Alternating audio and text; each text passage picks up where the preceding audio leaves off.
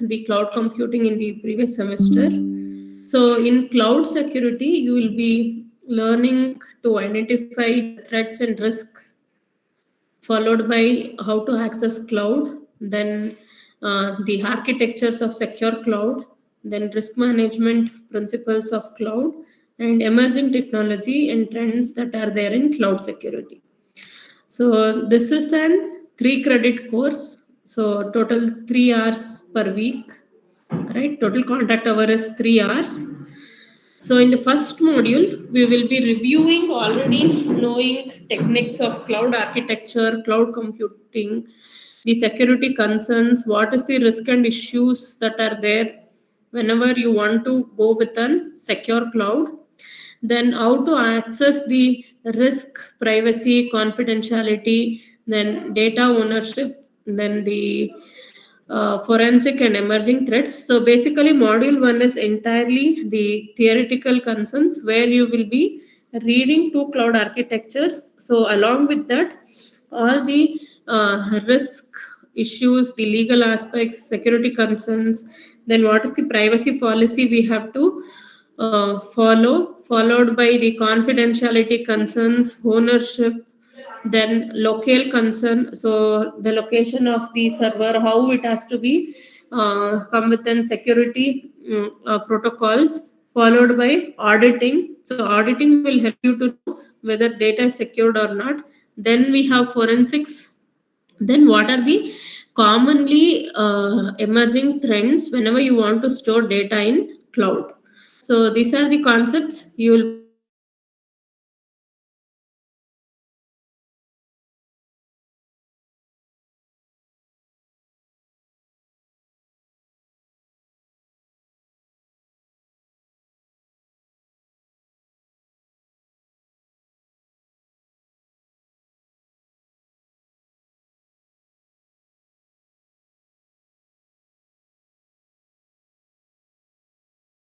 Then we move to the data security now. So assume that you have a secured cloud platform. Now, if you want to store data in this particular cloud platform, what is required is data security. So we will discuss in detail regarding the what are the security protocols that are there, what algorithms are there in order to ensure that data is stored securely in cloud. Then we'll be learning with encryption decryption techniques, followed by the cloud data storage. It has some 3 case studies over here. How to evaluate the security mechanism available in Amazon Web Service. This can be further divided into 3 tasks. So we will be discussing in detail the case study of AWS, Amazon Web Service, how they ensure the data that is stored in the cloud will be secured, right? So this we'll be discussing in module 3. It's actually a big chapter consisting of 2 chapters over here, this module, chapter 7 and chapter 8. So once the cloud is secured, data is secured, and then you have push your data into cloud, next comes the risk management. So assuming that there is a threat, okay, there is a threat, so how the particular risk could be managed, what are the security controls that are there in order to securely monitor a particular data which is stored in cloud, what are the different security criteria that are there, then how to build an internal cloud or a private cloud. So we have public clouds that can be easily accessible, right, which are free of cost. Similarly, we also can have some private cloud depending upon the type of data you're trying to store, and amount of security that is required for a data predominantly varies depending upon data that requires security. So here you'll be learning what are the generic security criteria that has to be there for a private cloud services, right? So this is regarding the module 4, which is there in chapter 6. Then the last module is you'll be learning the entire security framework. So coming with cloud security, how to evaluate cloud security, then what are the checklist for that, what is the best practices for cloud security, and we will end this up with an evaluation of how a particular framework can be evaluated. So this is an end-to-end case study where you will be learning how a particular cloud platform can be evaluated, right, depending upon the different constraints that are there. So this is how the 5 modules are composed in this particular course. So we have around 6 chapters, right? So this is the suggested textbook by Vic Winkler, Securing the Computer Security Technique and Tactics. So 2011 edition. It's an illustrated edition. So these are the reference books. So you can check the IBM Cloud Security and Google Cloud Security e-resources in order to understand more about how a particular cloud, you can say it is not to say compact as well as secured. Then here we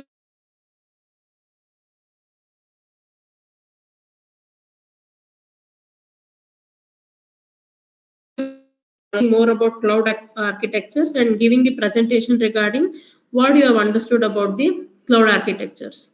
So the course outcomes is you should be able to access the security risks, implement a security control, illustrate a technique to secure the cloud, followed by manage the identify and access in the cloud. So we know there are different level of access that are there. So how do you manage and identify them? Then you will be illustrating an application level data security. So this is the overall view of cloud security. Make note of the author. I think this is already shared. The link is shared, right? You can go and you can have a look at this. Okay. So this is the reference and prescribed textbook list, right? So today we will have more discussion regarding few terminologies in cloud. So what do you mean by a cloud? What is a cloud? Why do you think it has to be secured?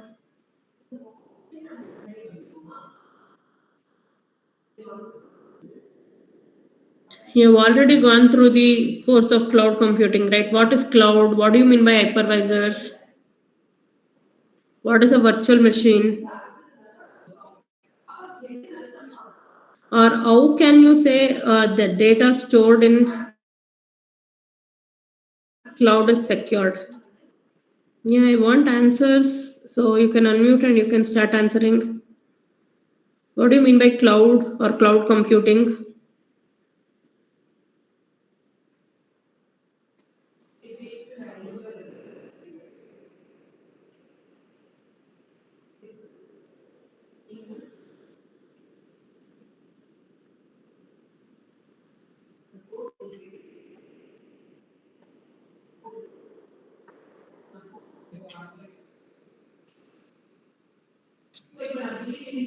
Yeah, answer. What is cloud? Cloud refers to the delivery of services like network, storage. Okay. Any other answers? What is a general architecture of cloud computing framework? So, is it necessary that it should have an interface to store, or how actually you're trying to store a data? Assume that you have some data in local machine. Now you want to store it in cloud. What are the steps you need to follow?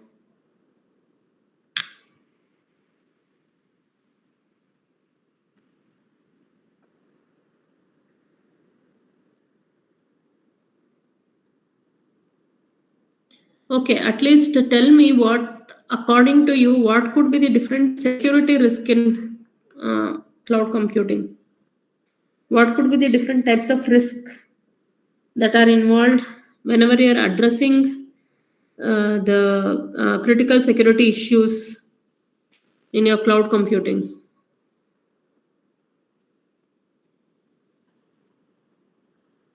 Account hijacking. data breaches.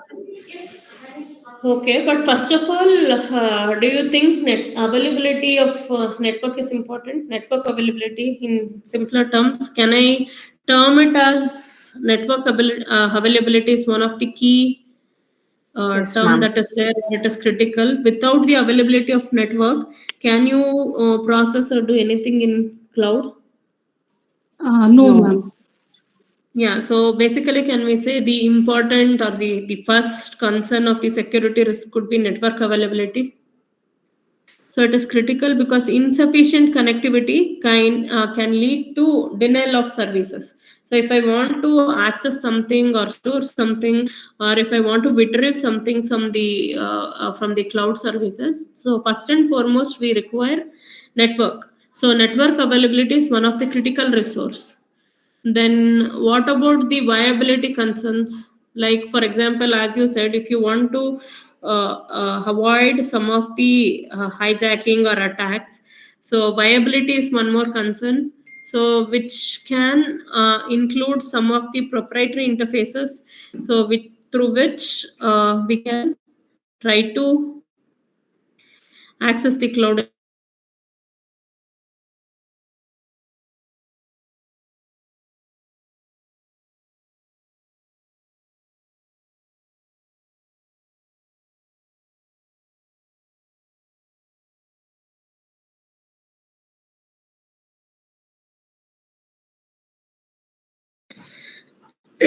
Yeah, so vulnerability is one, right? So first is network availability, provided by that, followed by that, the provider viability.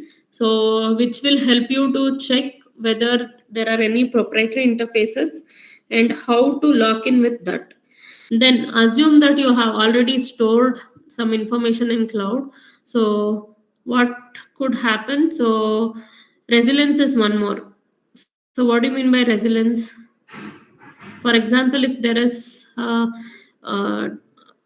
threat that has happened or an attack that has happened, now you want to recover your files. So disaster recovery could be one of the resilience, right? So if you want to recover your data which is stored in the cloud due to some disaster, then a particular tenant should provide the resilience.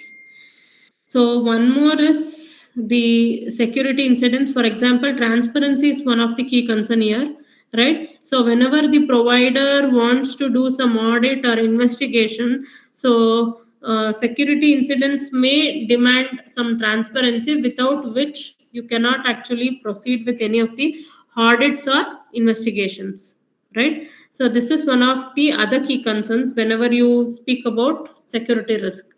Next, we have loss of physical control. So whenever you are trying to store some data in cloud, so you might not have the physical control, right? So be it the privacy or data commingling or limited tenant control issues, so you will not be able to have that physical control over the part of information that you have stored in cloud. Then again comes the regulatory compliance, whether you have to restrict the use of public cloud or whether it has a sensitive data, then probably it cannot be stored in public cloud. In that case, it has to be moved to the private cloud. Last is, so if it is an proprietary data without some certification, so it might require some of the warnings to be given for the data usage, right? So if we quickly move through the first module, right? Critical security challenges in cloud computing. So here you will be exploring more virtualization risk, then cloud security, storage security in particular, then the framework for risk assessing. Then you will also be learning the complex concerns, right? So we discussed this already. So network ability is first. So if your network is available of the critical resource, which might lead to risk. Then viability, then we said resilience. Resilience is required for disaster recovery and business continuity. Then if you want to go with an audit trails or investigation, that it is very, very important to have the transparency, right? Only if you have transparency through the data, you can go with the security incidences and you can take a call regarding how you have to move forward, right? The physical control is one more thing. So if you store everything in the cloud, then you will lose physical control over the privacy of data. Then comlink, what do you mean by data comlink? Any answers? So in cloud computing course, you could have come across this. Can you give an example?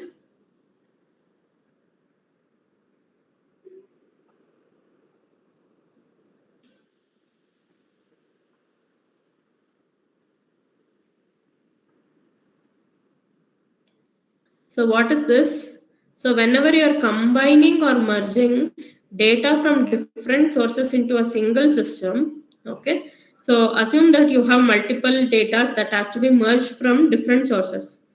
Okay, so you're trying to merge it from different sources into a single system. So what we will try to do in data comlink is, so we are trying to come up with an holistic view. Okay, so this holistic view could be, for example, if you have to merge data from sales, finance, HR, right? So create an unified data. So what you can do is it might help you in decision making, right? Because you have a single source of trust data where you can come up with some strategic decision in order to find out whether the data has to be eliminated or you have to come up with a streamlined workflow, right? Basically, by doing data comlink, it will reduce the manual processes. Okay, so what is data comlink? So it is a process where you merge or combine different data sources that are available into a single system. So what is the purpose? To build an unified view for business analytics.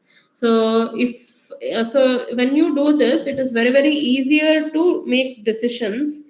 And also, if coming to our main topic of risk and ethical concern, so what we can do is we can avoid the vulnerabilities, right?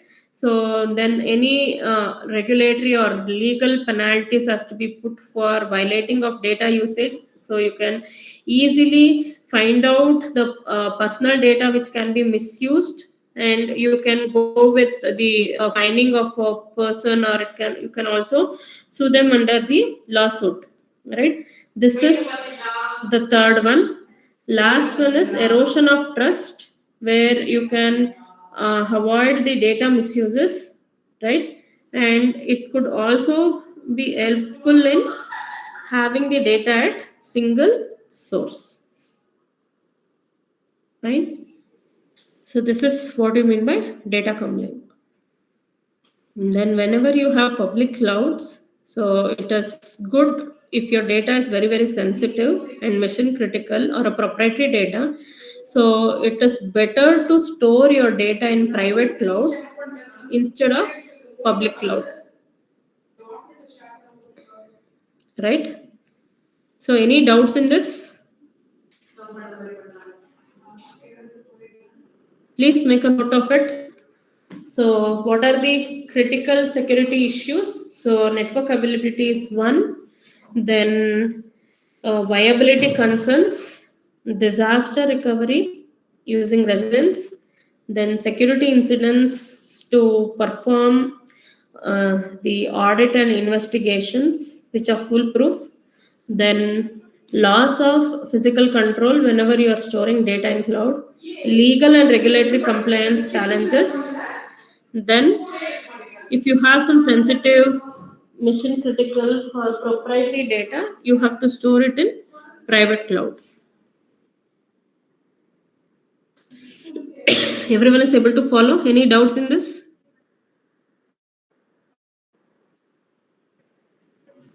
Yeah. Next, we will move with the actual virtualization. So what is VMs? So whenever we are moving to cloud, it is very important to understand virtualization methods. Before that, we should know what is virtual machine, what is hypervisor. So virtual machines are OS instances which are supported by hypervisor. So if you go back to the cloud architecture, So we know any cloud for that matter will have an instances of OSS which we call it as virtual machine. So there are so many platforms, right? So you can take data as service, platform as service. So many other terminologies are there in your cloud computing. So this virtual machine acts as your local machine on demand, right? So whenever you require data or virtual machine, you can create it at the OS instance, but this OS should be supported by hypervisor. So what is this hypervisor? So hypervisor is an in-between layer between your virtual machine and your actual local machine. So here you have many types of hypervisor. So one interface which directly work on hardware, you call it as bare metal hypervisor. So it could be Microsoft Hyper-V or VMware ESX are the example for type 1 or bare metal hypervisors. So in hypervisor also you have till type 4, right? So virtual machines are an instance of OS. Whenever you want to scale up your data to be stored, you can initiate virtual machine on go, but this has to be supported by hypervisor because virtual machine is just a software process. If you want to store something, you should have the connect with the hardware. So this connect is given by the hypervisor, right? This is the key terminologies. I hope you have already studied what is virtual machine, what is hypervisor.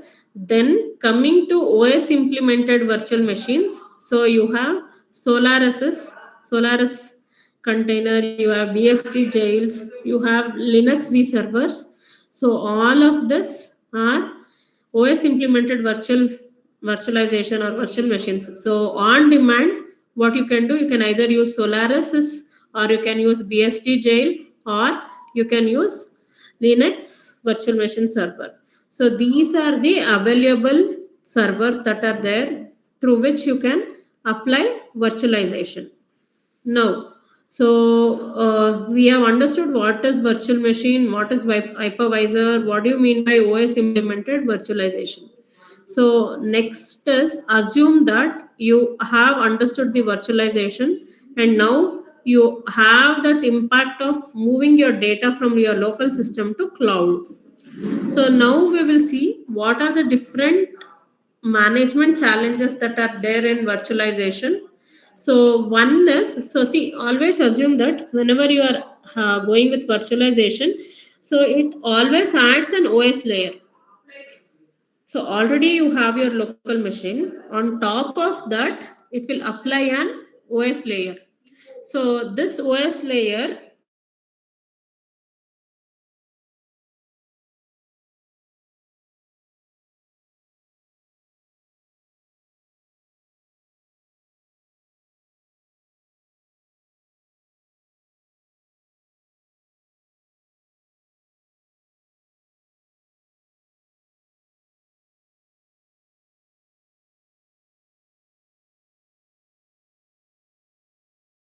this virtual machine. So when I install this virtual machine, what I will do for this virtual machine, I want it on Linux kernel. So whenever I'm adding the OS layer as a patch, okay, whenever I'm adding this virtual machine as a patch to the underlying existing system, what I will do, I will add it as a Linux layer.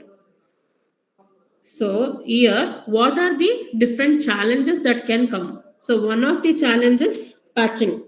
That is, whenever you want to put the Linux machine on top of your Windows, so patching could be one of the issue. Maintenance is the second one. Because your underlying is Windows, you are working in a virtual machine on Linux. So whenever you are dividing your resource available hardware, so for example, assume that you have D drive, which you have given it for the virtual machine, and your actual data is in C drive. So here data navigation is one of the thing where you have to maintain a different set of uh, resource to be stored, right? A separate machine so that it will not be mixed up. The next one is network intrusion detection because you have one more layer added. So for example, if there is an intrusion that is happening in the OS layer of your VM, you might not be authenticated, or you will not be knowing in the local machine. So in the local system, it will be free of any of the threats or network intrusion, whereas in the OS layer where you have added, if intrusion happens, then it complicates. So that is why it demands for a new management approach where you have the physical infrastructure as well. So previously in the starting of cloud computing, what used to happen is you add your local machine, you were adding one more OS layer on top of your local machine using the hypervisor, right? This hypervisor was able to access your local hardware or your machine hardware, okay, on top of Windows. So your Linux kernel used to embed, so it used to execute everything on your Linux kernel by utilizing your local machine hardware, right? So when they were doing this were the issues. So there were some security or management challenges, like complicated when it becomes the network intrusion becomes in the layered architecture where the local machine is unaware of the attack, right? So after going through many approaches, so it demands for a new management approach which is distinct from your physical infrastructure. So here we will not bother about physical infrastructure. You cannot manage same as your local machine, but it requires a new set of management techniques for your cloud architecture or a virtual machine. So what is the advantage of having the hypervisor? So whenever you have an hypervisor, it can have a small or a tiny code bases which can reduce the attack, right? And it will be having only fewer ports which are open, right? So that it enhances security. So it will not allow two or more local machines to join at the same time.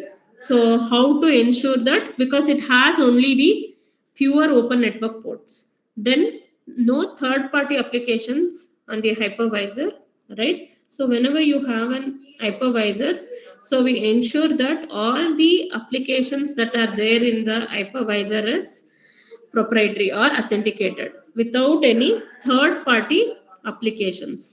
Then no documented attacks or no anonymous request. So this will avoid us with have a documented attacks. And as noted by autonomous, so what we can do is we can try to use the hypervisor security advantage to make our cloud more secure. Okay, so this is regarding the security and management challenge in virtualization, then hypervisor advantage. So what we are trying to do, we are trying to use the hypervisor security advantage, and we are managing the security layer that are there in the underlying local system. So this is about the virtualization. So here we understood the virtualization terms like virtual machine, hypervisor, how the virtualization can be used. So here basically RSS, BST jails and Linux V servers, which are the different servers that could be added on top of your underlying local machines. So we also dealt with what could be the security and management challenges in virtualization whenever you do on your local machine. So this gave an idea like why should I have the support of local machine? Can't I have an separate autonomous system in an cloud itself in order to store where I'll be having only the keys, right? Private keys and public key. And whenever I require, I log into the server which is actually having the physical hardware in cloud itself rather than having that in the local system and then accessing in hypervisor. Why can't I have an system which is already existing cloud itself, and you have a separate set of server in order to check with the system in the cloud, right? This is the security types and virtualization types and different challenges. Now if I want to address the virtualization risk in cloud computing, first and foremost, you have to understand what do you mean by mitigation. So, what is mitigation?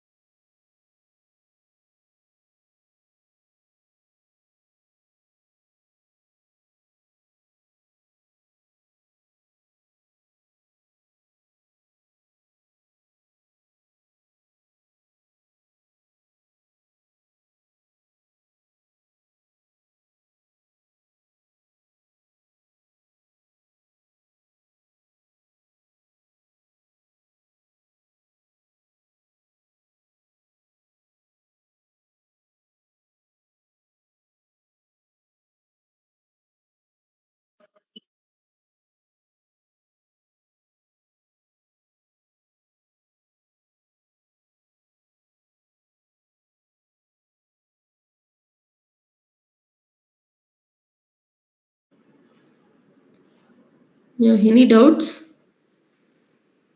I think I lost the connection. So I've taken 2 slides. So any doubts in that?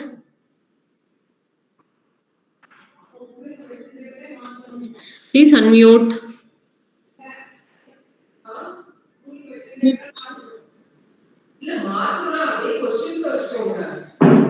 So everyone is able to follow? Yes, ma'am. Yes, ma'am.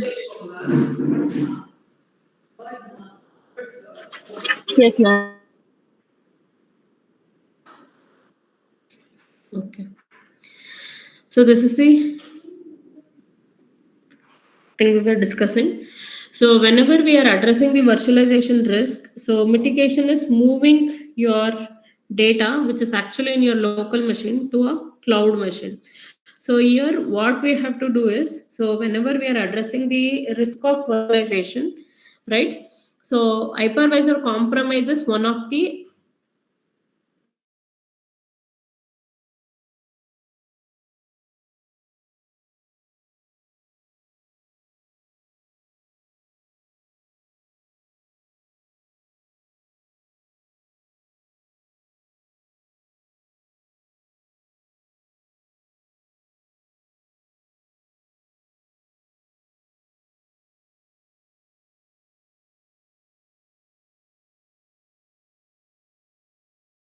your network isolation is one of the things. So constantly you should keep monitoring so that the data is not having any of the attack.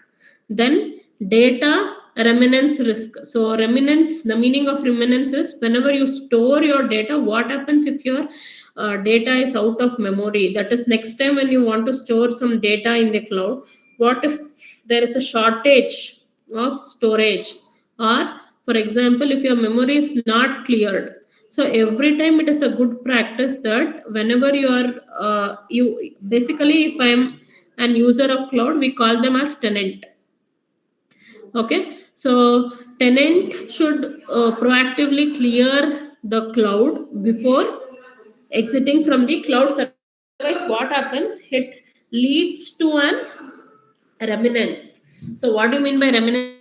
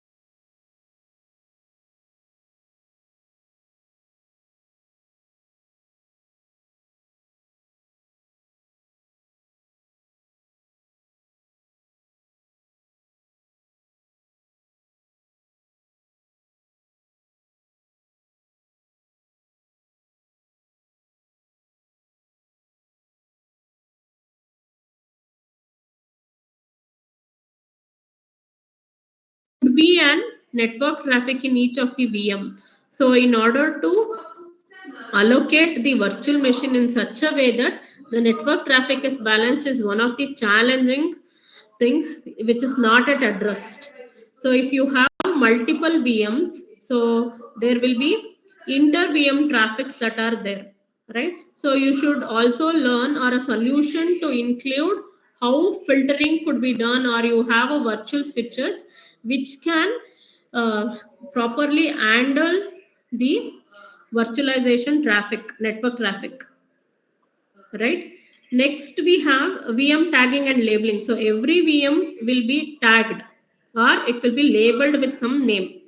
So how can you isolate the VM classes in such a way that it will not increase the cost by underusing the hardware? For example, you have a smaller piece of data which has to be moved or mitigated to your virtual machine. So for that, you might require only 2 VMs. For example, if you have 10 VMs where you are underutilizing the resources of another 8 hardware fragments, instead of that, what you can do, See, I have a data where I have to fragment the data and store each one of them in 10 VMs. Rather than using all 10 VMs where I have a smaller data fragments, what I can do is this may result in an underutilized data hardware fragments in all VMs. Instead of storing in all VM, we have to come up with a policy where we will minimize the use of VM, but still we are able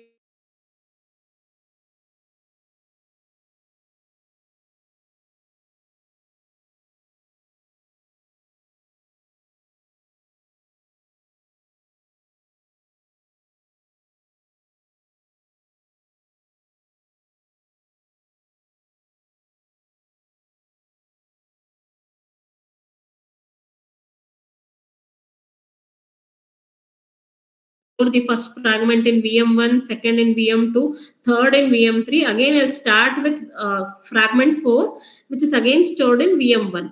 So instead of storing all 10 with one fragment, what I can do, I can basically use some 3 fragments or 4 VMs to store up my VMs so that my underlying data, hardware will not be underutilized. Okay, so that is called as VM tagging and VM labeling. So it is very, very important to tag or label your VMs in such a way that depending upon the type of data you're storing, you have to come up with a policy for labeling. So you will label only the VMs that are required so that the increased cost for VM classes would reduce, right? And you will ensure that so the hardware fragments are not underutilized. Okay, then VLAN. So we know each VM will have a VLAN. So VLAN will have a vSwitch internally. So this virtual LAN and virtual switch are very, very important in order to manage the virtual machine traffic.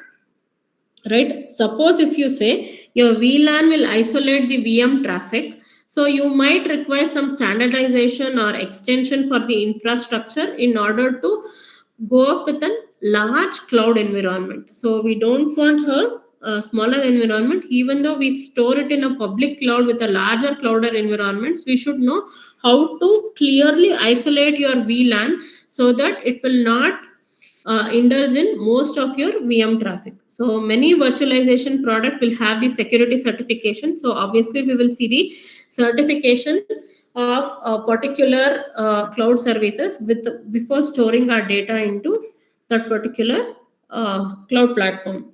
So this demands an automated virtualization management. But again, this particular management we cannot do it manually, right? So it is better to have an automated virtualization management so that it will maintain the performance and all the security concerns that are required. So we have started with our module 1, right? So security risks that are there. What do you mean by virtualization? What are the different security challenges? Followed by that, what is the virtualization risk? So we have discussed the different virtualization risks. We have understood how to mitigate the key challenges from the cloud virtualization. So this is about the entire introduction of the topic of the cloud security. Next, we will start with the cloud algorithms only in the next class. I think next class I have it on 4th hour. So again, we will meet at 4th hour. Before that, I would like to take the attendance. Just a second. So I'll call out your names.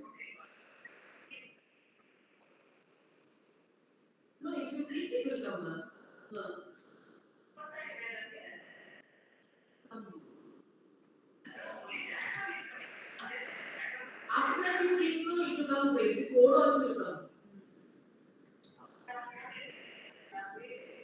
Or I send you the PDF file, you use that PDF file. It will be like PPT only.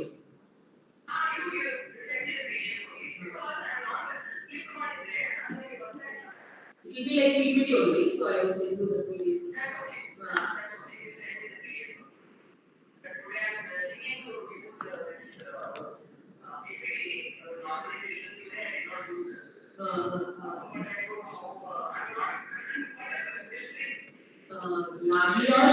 Yeah, answer your attendance. Ashwini.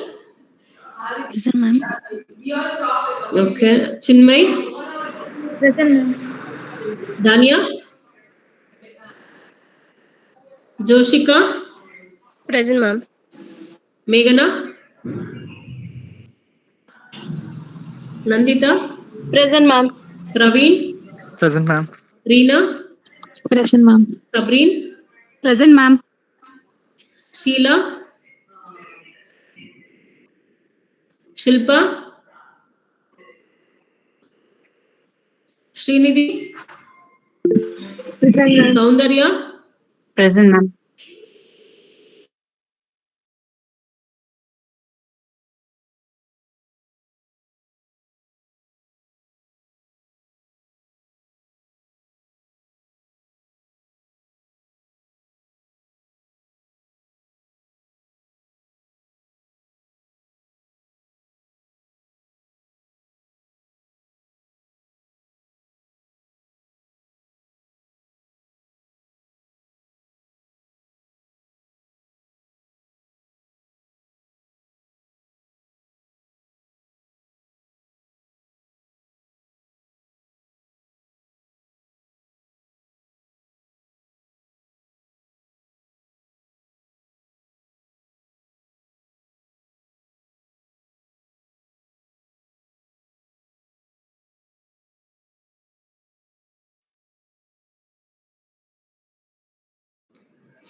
Yeah, sorry. I think again I lost connection.